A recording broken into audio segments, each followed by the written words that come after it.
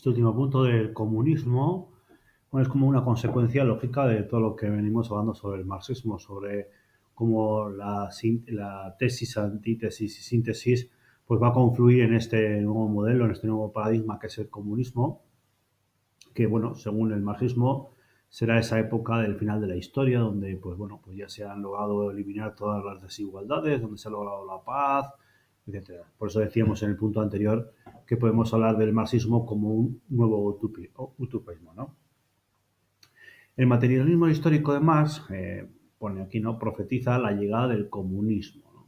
Un nuevo orden social y el económico en el que verdaderamente el ser humano pues, va a encontrar su propia libertad. ¿Vale? Más consideró el comunismo como una evolución natural del capitalismo, es decir, el capitalismo le va a llevar su propia inercia hacia el comunismo. ¿Vale? El capitalismo era insostenible para más, porque su propia crisis interna pues le iba a llevar a esa debacle, ¿no? Dice, la fase de producción capitalista, esa primera fase, ¿no? Esa tesis, sería inexorablemente superada por una fase de negación, en la que, pues, una vez que el proletariado toma conciencia de su propia falta de libertad, de su alienación, pues tomaría el poder, ¿no? Y se llegaría a una dictadura del proletariado.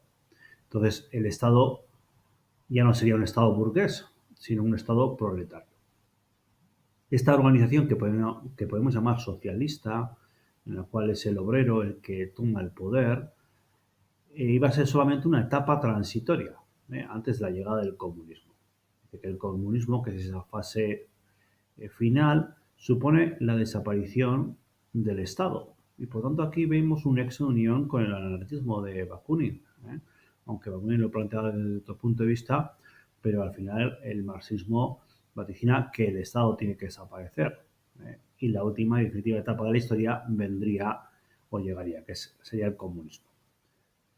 Por tanto, el comunismo está como definido como el final de la historia, en el cual pues, está abolida la propiedad privada, ya nadie es propietario de nadie, de nada, ni de tierras, ni de medio de producción, y por lo tanto, una vez terminado con la propiedad privada, desaparecerían las divisiones de clase. Hay sociedades a lo largo de la historia de la humanidad que han vivido realmente esto de la no propiedad privada, es decir, no se posee, sobre todo la tierra, ¿no? La tierra, la madre tierra, para muchas culturas no se puede poseer, no es de nadie en concreto, ¿no?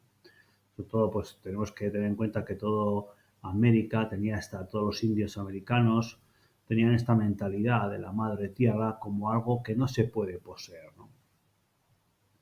Una vez que la propiedad se hubiese eliminado de la humanidad, ya no habría ningún rasgo diferencial entre clases y por lo tanto no se necesita ese estado, esa separación, ¿no? Esta desaparición iba a acabar con la lucha social en la que se vive actualmente y que ha sido el motor de la historia, ¿no? En vida Marx, la economía es el motor de la historia, es lo que ha hecho avanzar la historia, lo que ha ido cambiando la historia, pero llega este momento que es el comunismo en el cual desaparece la propiedad privada y por lo tanto desaparece ese estado y desaparece esa lucha, ¿no? Al fin la humanidad disfrutaría de paz, igualdad y libertad según pues Marx.